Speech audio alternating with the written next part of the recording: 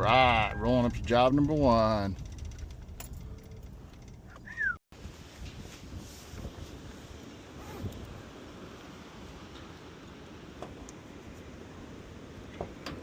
Windy as hell.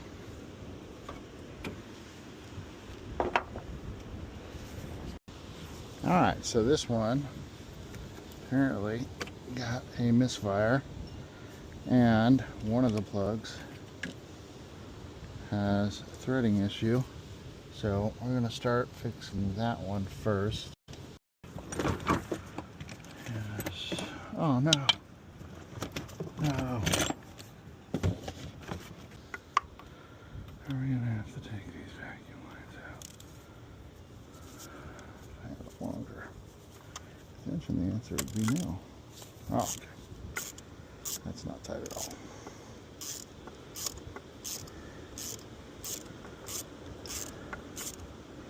Well, I was hoping it would just need to be rethreaded, but it might need a thread insert.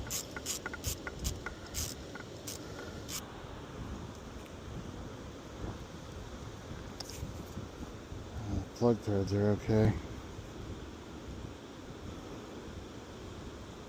Sure. It's always the same, they are.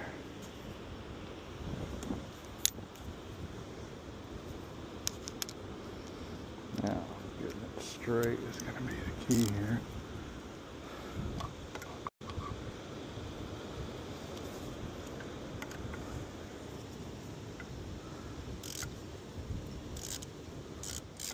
The other thing you got to worry about is the piston being there. So we're obviously going to kind of thread it all the way through.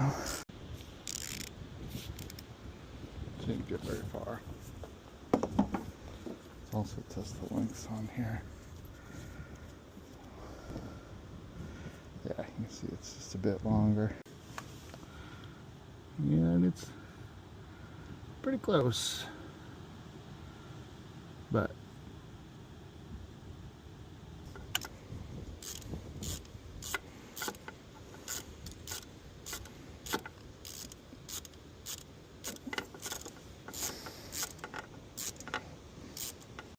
need something just a touch longer. I had a big extension and I forgot it at a job. Couldn't ever meet up with the customer for it. It's like the biggest downside of being mobile is if you forget a tool, it's not just going to be there at the shop the next day. If you forget it, you might not get it back. I don't like this extension.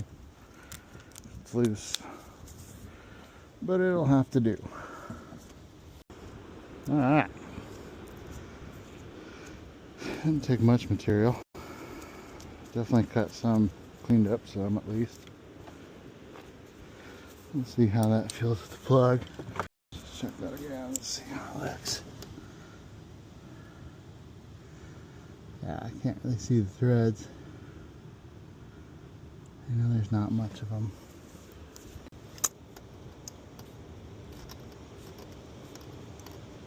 Out.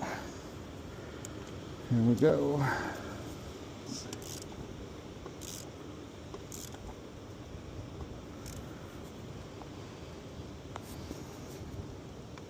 Feels good to me. Yep. Pressure washer crushed. Doesn't have to be ultra tight for plugs, just needs to be tight enough that it doesn't back out. And then we can start tracking down where the misfire is coming from. First things first, we need a wire.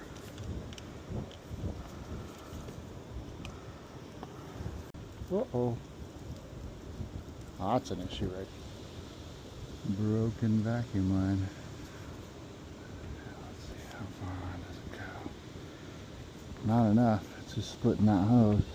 This is precisely why I keep these things handy. Plugs, so just at least plug that up.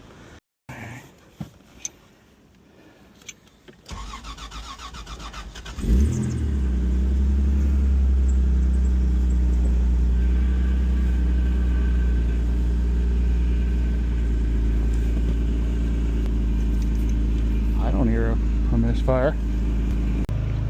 Customer is also complaining about a coolant leak. And this thing's been sitting for a bit, and I don't see any smoking. Pump's being noisy. Pump's not happy. What you gotta use is this style plug. It's got the crush washer right there to seal the cylinder. Some vehicles, especially domestics, that's a little bit of maybe carbon tracking too. That could also cause a misfire.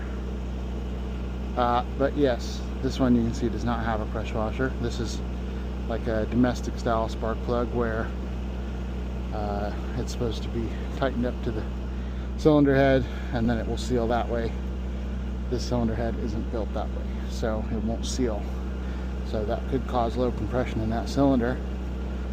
Do not have a misfire now that I can hear.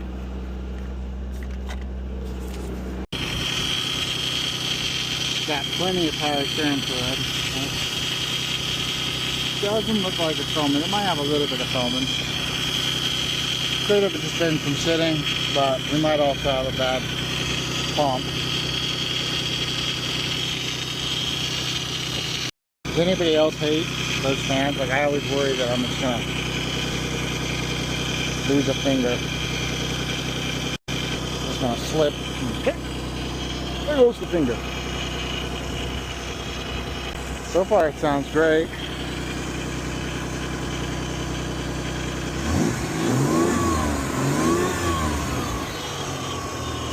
So far so good. Still idling pretty high. She's still warming up. You mentioned something about exhaust. Getting coolant on it.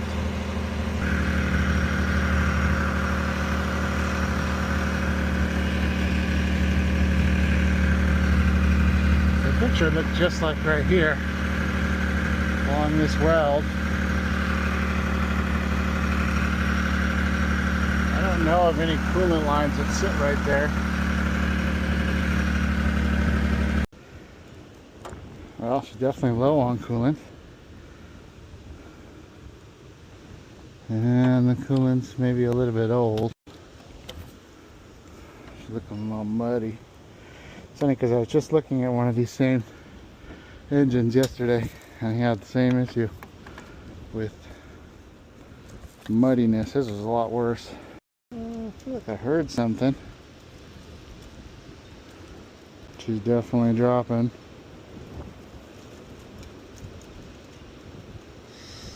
Slowly. So we definitely got a slow leak. Now one thing you got to check is the cap. I don't hear it leaking there. Those caps leak every once in a while.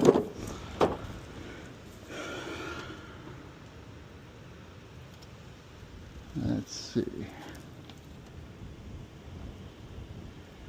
Look down in the water pump area. Let's just confirm that we are leaking down. We are definitely leaking down. When in doubt, get on your hands and knees and look for the drips.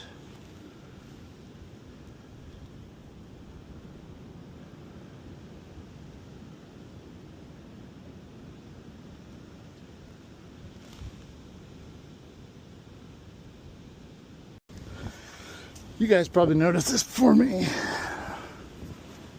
That bad boy right there. Those don't look tight. Those are missing nuts. The drive flange. Yeah, those aren't on there at all. There's one nut right there. You can feel, you can see it.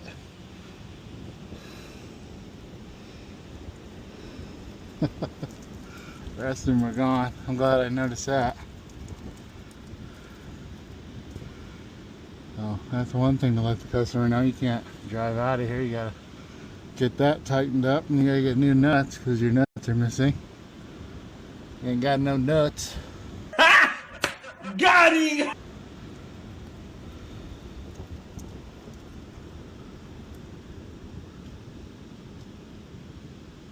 Huh. I definitely don't see a coolant leak.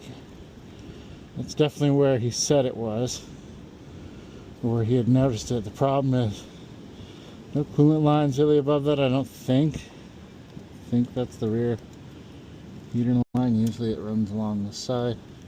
Wrong. Definitely dropped a few PSI.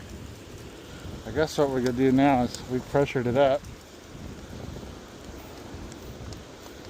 Let's start it. We'll see if now she smokes. See if she's smoking now. Maybe she's smoking. She's definitely not smoking. Rev it up a few times, make sure. That's how we do this.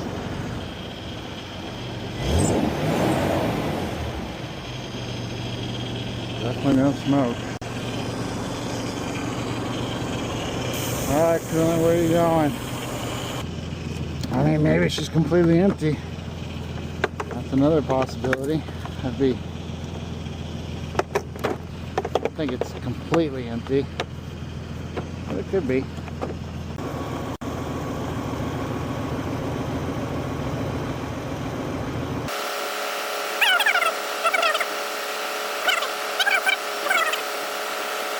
Pretty low. It's about a half gallon. I'm hopeful that I might have found it. I'm thinking he's seeing coolant down there. We're not seeing smoke, which usually means it's not a head gasket issue. I don't think it's getting into the intake anywhere. Same thing, you'd see lots of smoking or steam. If you want to be technical, you'd see steam coming out from the exhaust, and we don't see that. I think what we're seeing back there, you'll see those heater lines sitting right there at the back, right here. They look a little sus.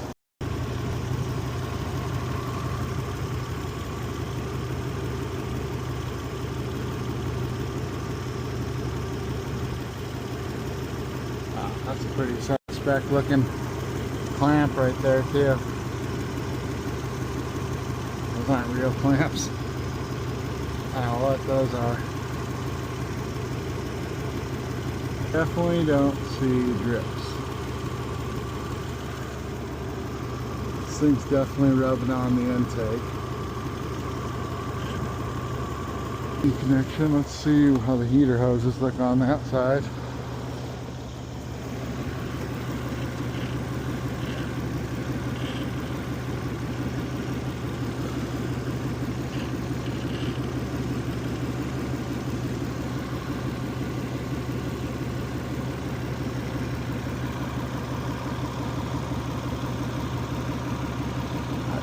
Fantastic. You got all your material from the firewall sitting right on the exhaust. Well, finishing up on that Toyota, and I let it run and run and run, and I didn't see any dripping coming out from anywhere coolant wise. So I did inspect some areas that looked kind of suspect. One of those areas was those rear heater lines. They do run right by that exhaust where the customer says that they're seeing the leak or the drip down. Definitely am hesitant to call it a head issue because we're not getting any kind of smoking out of there, and after fixing that plug, the engine sounds fine to me. I'm gonna call. I'm kind of out of time as far as what I charged for diag. And so I have to determine, like, is it going to be more fruitful to continue to charge time, or do we just call it now and kind of, tell the customer to keep an eye out and see if it gets worse. I am going to let them know exactly what I think needs addressed, which is that heater control valve is obviously leaking something out of there. Even if we're not seeing it under a pressure test, it's definitely leaking from there, something. So I think that needs to be addressed. Number one, I definitely think we need some new hoses back there. Some of the hoses need to be rerouted because some of them are sitting precariously against the intake. So I'm gonna let them know that. So reroute, new hoses.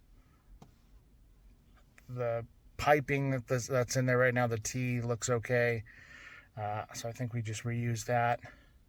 The valves on those are pretty notorious for going bad. Probably a good idea to swap that out when we do the hoses. New clamps, obviously. The heater, the rear heater, new hoses there. Probably go in and try to clean up that area and see if we can get it nice and freshened up. There's lots of grease underneath there. And then from there, I did notice the, I believe it's the block heater. It could be the oil cooler, but the piece that sits underneath the driver's side exhaust manifold, that one has some hoses sitting precariously close to the exhaust, and they don't look like they're burst right now. One of them has definitely got some evidence of leaking. Some of the freeze plugs on that side look a little suspect, but I'd probably not touch those until, we touch the other things, touch up the other things, and then kind of see from there. It's a bit of a project vehicle for the customer, so I think he kind of understands it's going to need some TLC and some touch-ups, so kind of go from there.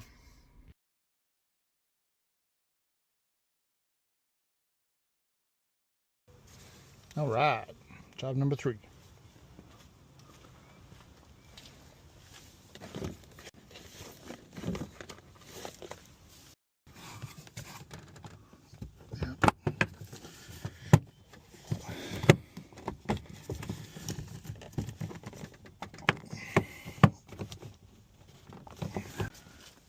Aha! That's why you don't just pry on stuff. Yes, now we got done.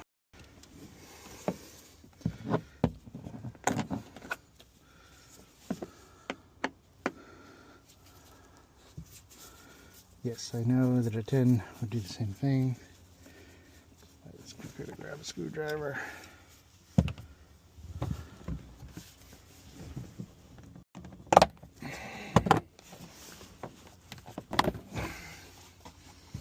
Alright, there we go, top 3.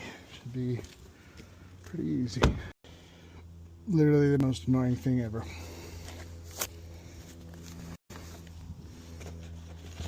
Another glove. A weird thing about my hands. Gotta have gloves. I know. You're a mechanic. You have a weird thing about hands. About your hands get dirty. I don't know. Rear subframe.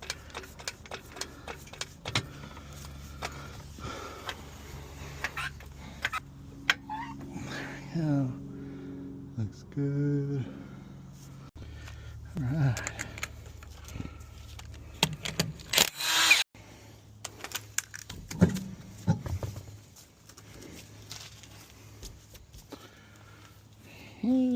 Rusty. Yeah. Should be pretty quick. Put a jack stand underneath. You know it's gonna want to fall down on me. Alright, get that thing off there. Yeah. I'm sorry. Loop it up, but that doesn't always do the trick because I won't get in there. Alright. Big dog.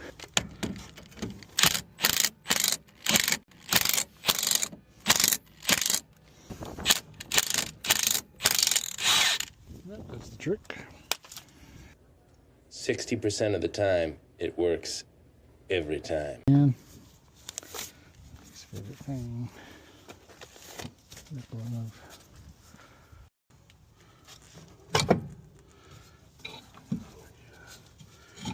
Yeah, and now we don't have to worry about that folding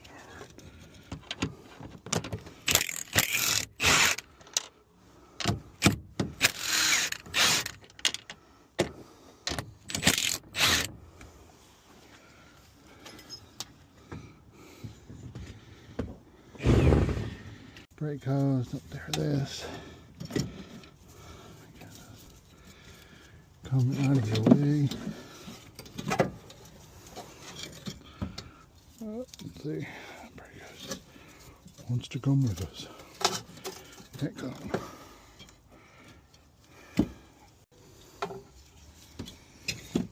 Now we go into the new one.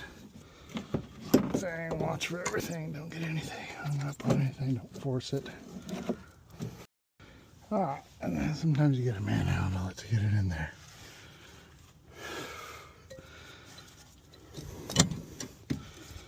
This needs strutting.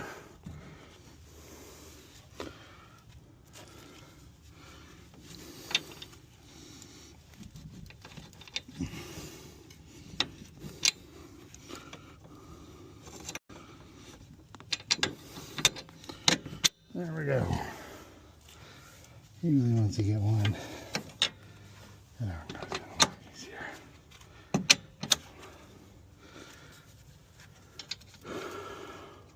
Probably gonna spin again. Yes, it is. Should go in a lot easier though.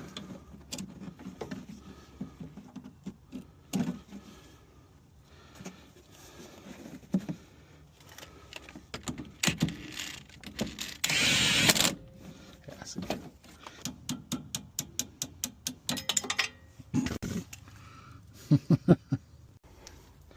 All right. Get this bad boy tightened down.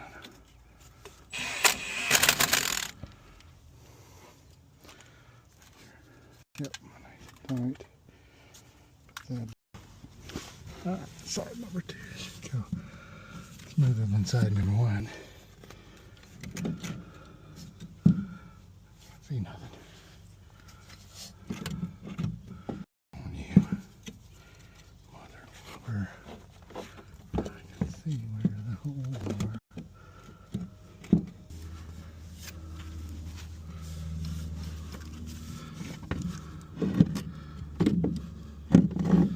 Just like that. I think we're good. Let's see if we're good. We're good.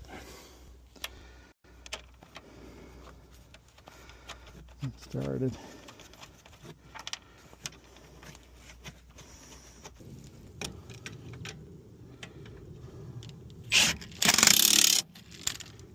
Go. Now pop this bad man jammer back in there. Make sure nothing's caught. And again, finesse. God give us variable speed triggers for a reason.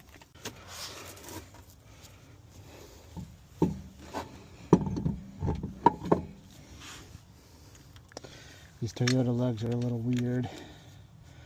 Can't just hammer it down because it has to catch the wheel.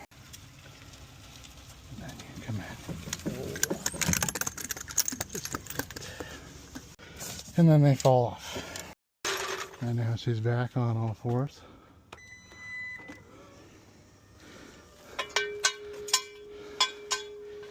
And she's looking good. Alright, now we're going to take a look at the Honda. The complaint on this one is shaking. Customer's been doing some of their own work, trying to figure out what is causing it. Well, so far there's no shaking, other than the vibration from the exhaust. No wheel, tire balance, tie rod, suspension, brake shaking, nothing like that. Brakes are really tight. Let's see. That's nice and smooth. So I may have figured out some shaking. I think I'm getting a brake pulse. Yeah, see? A little bit of shaking when you slow down at a speed. I'm getting brake pulsing. Definitely getting brake pulsing. And I do think it has fresher brakes. Let's see if we can get it to speed right here. Straight away. Just to test it. Let's see. Ready, slow down. Definitely some brake pulsing. I'm definitely not getting, like, obviously it's shaking right now. Oh, oil pressure light.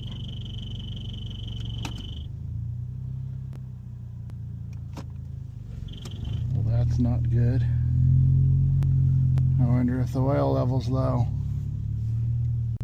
I'm going to baby it back to the customer house. Because it's flashing, it's not really solid, indicating no pressure. Well, I don't know what that light was, guys. I got it back and it's not flashing anymore. I think we might have a bad oil pressure sensor because I don't have any pressure light flashing. Typically that'll stay solid. Usually, that, as far as I know, in Hondas, I've owned a lot of Hondas, is the pressure light on these isn't very intuitive. It essentially is either grounded because of no oil pressure, or it's not grounded because there's oil pressure, and that's how the light turns on and off. I've never seen them flash like that before. I'm gonna have to look that one up. I wonder if it has to do with the VTEC solenoid, which can be bad on these too. So, all right, job number 4.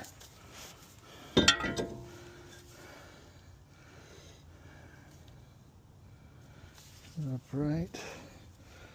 Put you back.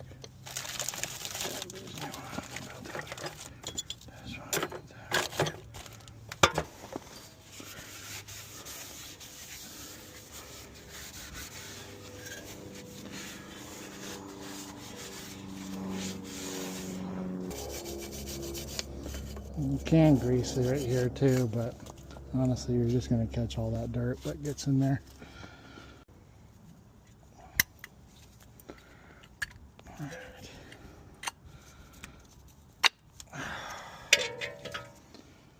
Alright, the one thing I didn't see in that kit was a brake sensor. Thankfully I didn't go all ham on this sensor. It is broken though, so it is going to need a new sensor. So we're going to have to come back for that. Alright, don't forget to put your caps back. And let's just put this in there. It's not going to matter. We don't want it dangling around. Alright, last thing you don't forget is this bad boy. These can sometimes be a pain in the butt. Yeah, don't listen to me. Apparently I don't know what I'm doing.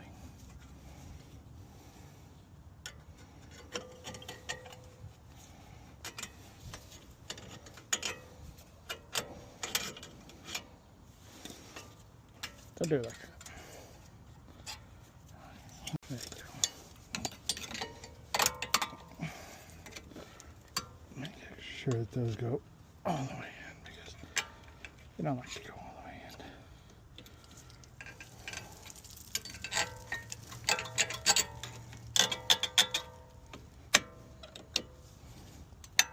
There. And that's it, guys. We put off the window motor for that job until Wednesday, because it's obviously dark outside. We got this one coming up too, because this one's metal on metal on the brakes too, so another brake job. Honestly, brake jobs are like bread and butter for a lot of shops. So a lot of shops, what I found, at least being a mold mechanic, is I kind of try to tune in my rates based on, you know, what are other shops charging. Well, duh. If they're charging X amount, you know, I always want to undercut shops, because that's you know, part of the reason people go to mold mechanics is it's convenient, but it's also, you know, cheaper. Anyways, what I was saying was brakes are bread and butter. What I found with a lot of shops is I've kind of tuned in my pricing based on the shop pricing to see, you know, am I charging too much or too little, whatever. And I found that my rate is like 99% of the time I'm the lowest than any other shop.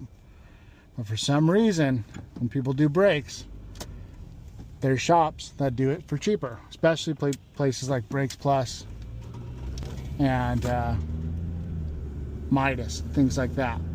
And so essentially what I think is happening, and if you're somebody that works for Midas or Brakes Plus, you can tell me this, I think that those places are likely undercutting or underselling the brake jobs, because that gets people in the door, and then they charge book rate for everything else. Because I've looked at book rate, and if I was to charge book rate on all the brake jobs I do, I would not get those brake jobs. I'd be way more expensive than just taking your car to Brakes Plus or to Midas.